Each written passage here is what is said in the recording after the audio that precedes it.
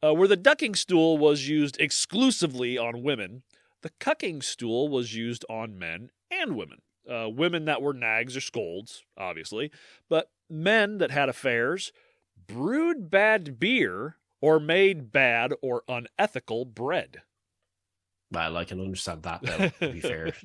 The last two definitely punish them. So when I say unethical bread, here's a fun fact. So back in the day, so bread in the shape of a penis. Back in the day, bakers would put sawdust in their flour because it was cheap and easy to get. So instead of 1 cup of flour, they would maybe do 3/4 cup flour, 1/4 cup sawdust. It became such a problem that rules had to be passed that said bread orders had to be weighed. Apparently, the filler weighed less than the flour, so if the bread didn't weigh out correctly, the baker would be punished in many number of ways. Cucking stool is one of them.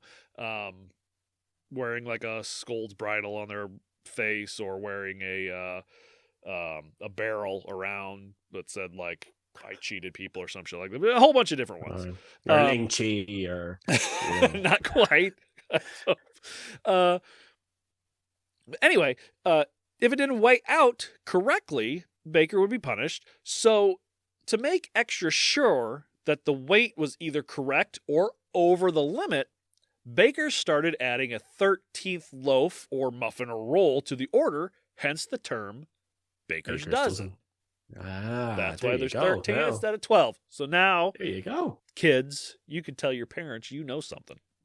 Yeah. We're educational. This is an educational podcast, and we you officially learned somebody something useful. So all I can think of now with this whole thing is when you said about the brewing of bad beer, I can imagine the people in Anheuser-Busch or Anheuser-Busch, whatever way you pronounce it, sitting there, and when the cooking chair was done away with, saying, "Oh, now is our time.